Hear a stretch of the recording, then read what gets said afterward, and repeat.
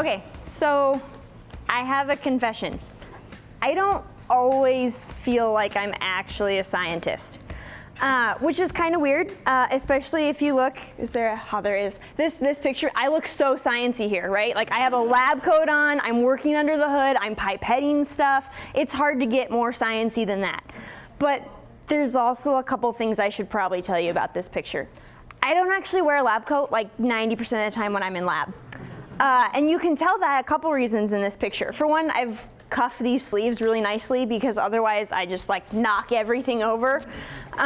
Also, you can tell I don't wear a lab coat very often because I didn't notice and no one bothered to tell me that the collar is popped on my lab coat. So really I just look like a nerd who's trying to be cool but has no idea how to do that, which may or may not be true, but that's getting beside the point. So you may wonder why I have a picture of myself doing something that I don't actually do. And this is because this photo was taken for the NIH training grant that I'm on. And so when you're taking promotional photos, you want to look super sciencey. But I think it really helps me express that's more how I feel. Is I'm on a training grant. I'm a scientist in training. I'm up and coming. And so I definitely make a lot of mistakes. And for the things I've spilled in lab and all the little errors that I've done along the way, really my biggest error isn't the small things I've screwed up in lab. For me, my biggest error is what I've neglected to do as a scientist and really as a science communicator. And I failed as a science communicator. If you would ask any of my family or friends what I actually do on a daily basis, they'd be like, I don't know, something with viruses, I think. Which is true, but not really that accurate of what I do. So over this past, so I'm in my second year, and this last year I've really tried to work hard on that, to reach out to my friends and family and try and get them to understand what I do on a daily basis, and this is something I love, and so I want the people that I love and care about to care about what I do too. And I really kind of came down that there were two main reasons that I don't talk about my science outside of science very well. Because you put me in a conference, give me my data slides, I am good to go. I can go off the cuff. I'll talk science to you all day. But get me outside of that environment, and I was super uncomfortable. And what I realized was there were the two main reasons for this. And one is that it's really difficult to talk science to people who aren't familiar with your field.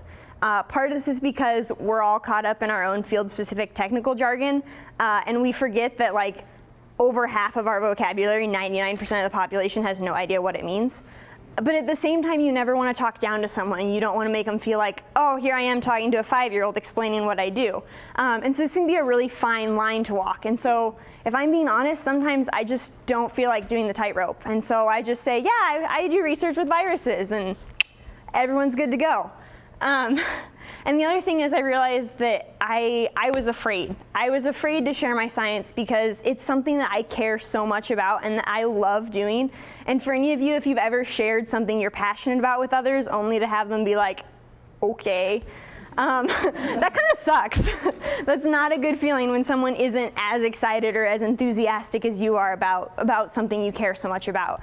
And so I realized it was really this fear that was holding me back. And I'm a fan of The Office, so like simultaneously as me like realizing this fear of being rejected, this exact picture pops into my mind. And it's, you miss 100% of the shots that you don't take.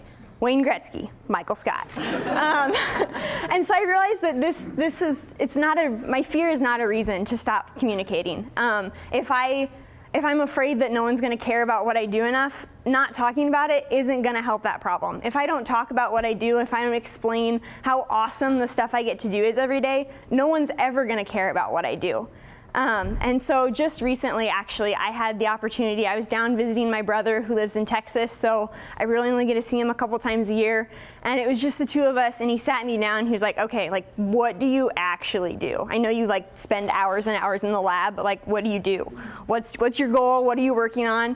And so we had this like half-hour conversation, just getting to like the basic thing that I'm working on right now.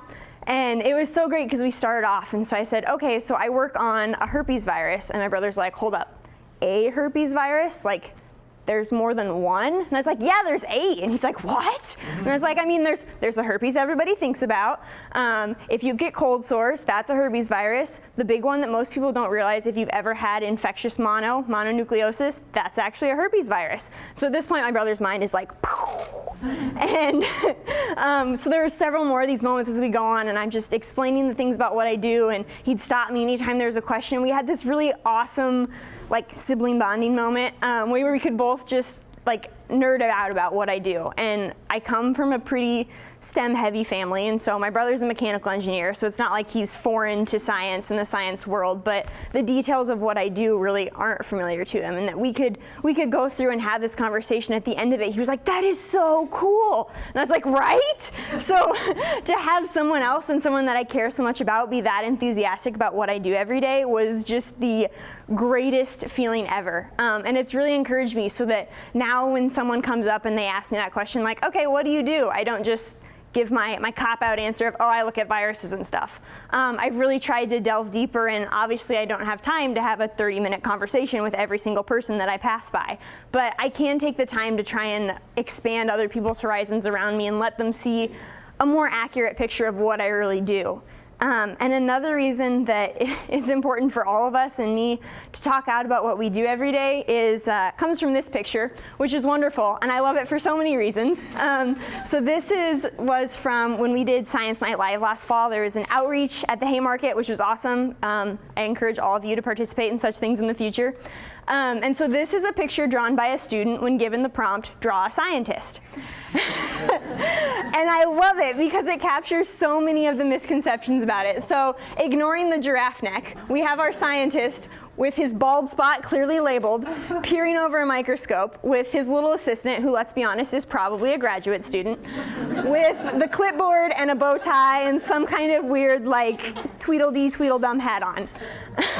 And then we have this wonderful, giant mutant freak apple that's called a GMO. And I think it just captures so much of not only the misconceptions about who scientists are, but what we do, and the fact that there's so much, it's a natural response to fear things you don't know and you don't understand. And the way we change this is we step up and we say, I'm a scientist, and this is what I do, and this is what I don't do. And when you get people to really engage and understand what you do, you get that enthusiasm. And no, not everyone's going to be over the moon about the intricate details of your work. That's understandable. But to get people engaged and excited in what you do on a daily basis, it's the greatest feeling. And we can help to change these pictures. Maybe get some more women in there. Maybe not everyone wears a lab coat. Maybe not everyone's bald.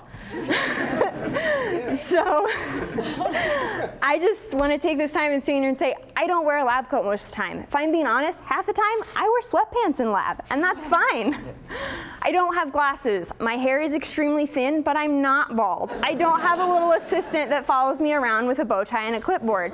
But I'm a scientist, and I would love to tell you what I do every day. Thank you very much.